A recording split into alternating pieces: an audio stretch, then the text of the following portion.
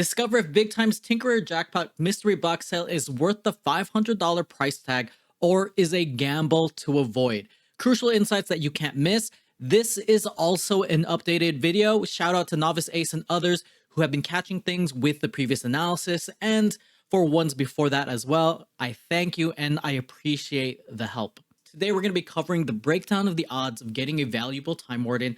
I'll share what I personally plan to do. Plus, I'll be giving away 5 Big Time preseason invite codes randomly throughout the video. Just look for a pop-up on the screen. These codes are the only way new players can get access to play, so be fast. GM to all the new faces and returning strategists.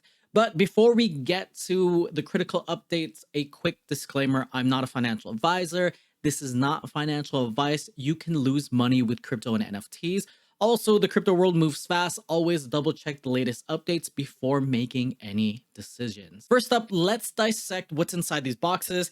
It's a chance to randomly get an uncommon to Exalted Armory, Forge, or Time Warden. These are crucial assets that are needed to participate in Big Time's in-game economy. So these are valuable pieces, with the most valuable being a Time Warden. And the biggest reason the Time Warden is the most valuable currently, it's because it's the one asset that lets you charge or create hourglasses, which is a cosmetic utility that lets you farm the Big Time crypto token that is trading around 31 to 32 cents currently. So this sale is just like the previous mystery box sales. It's like a gacha box for mobile games where you open the box and you randomly get any prizes. In this case, there are 2 unique aspects that make this more lucrative than before. First, the probabilities of getting a Time Warden are higher. The uncommon is at about 16.875%. The rare is at 8.5%. The epic is at 4.25%. Legendary is at 2.225%. Mythic 1%. And the Granddaddy Galactic Exalted is at 0.5% chance of getting. But on top of this, Big Time is dangling a carrot, and they're not just offering set time crystals as the second item. They are appealing to the gambling degenerates inside of us by including another chance at getting a common Time Warden at a whopping 16.5% as the second item roll. So you can already see the mouthwatering faces of Big Time players and whales as they're looking to scoop up this sale. If we dive into the numbers, is this gamble worth it? Now let's cut to the heart of the analysis: expected value, or EV. For those of you who've been with us, you know this concept well. EV is about unlocking whether or not the Tinkerer Mystery Box really pays off. We're doing this by calculating and weighting the market price for each possible item against its likelihood of appearing in the box.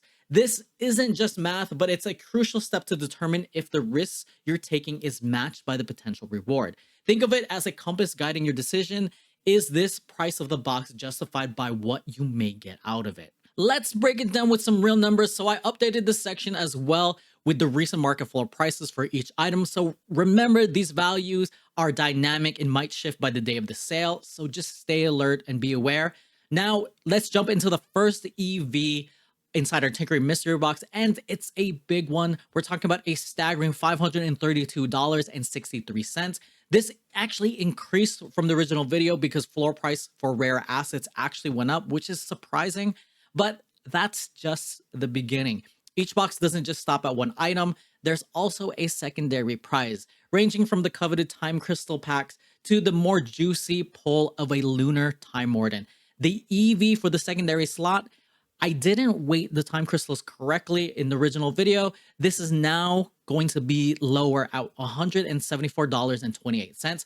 Combine these figures and you've got a box with a total EV skyrocketing to an impressive $706.90. This is still an improvement from the last sale that was barely positive EV if you added in the value of the time crystals. So how does this stack against the sale price of $499.99? We're looking at a positive EV of $206.91. That's the potential profit margin if the items were sold at their current market prices. And remember, this is a game of averages and probabilities. So let's talk about your worst case scenario and the lowest value that you might pull. This is a mere $28.83. The variance is high and will hurt if you have bad luck. Again, like I mentioned, this is like opening up a treasure chest and finding a small wallet inside with a little bit of money. Disappointing. Now let's answer one of the biggest questions. What are the odds of getting a Time Warden?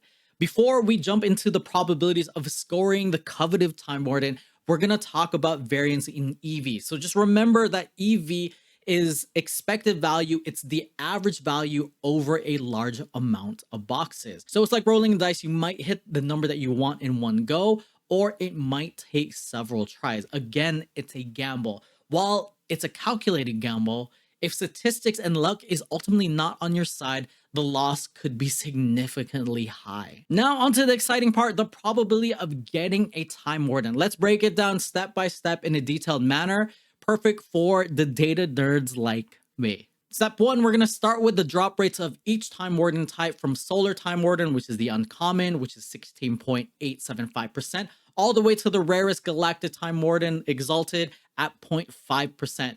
You want to imagine these as chances of drawing a specific card from a deck. Step 2, we're going to calculate the probability of not getting each Time Warden. For example, the chance of not getting a Solar Time Warden is going to be 83.125%. Step 3, we multiply these not getting probabilities for each item, and the result is a 70.14% chance of not getting any Time Warden in the first item. Step 4 is the chance of not getting the Lunar Time Warden in this second item, which is 83.5%. Step 5, we're going to be combining these probabilities of item 1 and item 2 by multiplying them together, which brings us to a 58.57% chance of not getting any Time Warden at all. And finally, leads us to step 6. Now that we have the probabilities of not getting a Time Warden, we just minus that by 100%, and that brings us to the probability of getting at least one Time Warden, which is 41.43% chance, which means statistically you have about a 41% chance to get a Time Warden in a box, either as the first item or a Lunar Time Warden in the second. But how does that translate into the number of boxes needed by the stats? So this is where the concept of inverse probability comes into play. To find the average number of boxes needed to get a Time Warden, we take the inverse of our probability. The calculation goes like this. You're going to take one and divide it by 0.4143, and the result is approximately 2.41, which means on average, you might need to open 2 to 3 boxes to get at least one Time Warden. And it's important to note, like I've been reiterating, is that this is an average figure. Some players might be lucky and get a Time Warden on their first box, while others may be unlucky and have to keep on opening multiple boxes. So always approach this with caution and consider your personal strategy and budget. And in the end, whether the Tinkerer Mystery Box is a wise buy depends on your own strategy. Are you going to be in it for an immediate flip, or are you playing the long game and trying to use the utility inside the game? Or are you going to be banking out on the future rarity and the future value of these items? It's going to be a blend of statistical strategy with, degen speculation. For me personally, I'm going to be monitoring at this point, but I'm leaning towards speculating on 1 to 3 boxes to flip unopened, or maybe to open for content. We'll see if I can get 3 boxes. So that's where I stand with the Tinkerer Jackpot Mystery Box. Weigh your options, consider the market, and as always, make the decision that aligns with your strategy and comfort for risk. I hope this deep dive was helpful. Let me know what you think in the comments below. And if you enjoyed this video, you might enjoy this one next.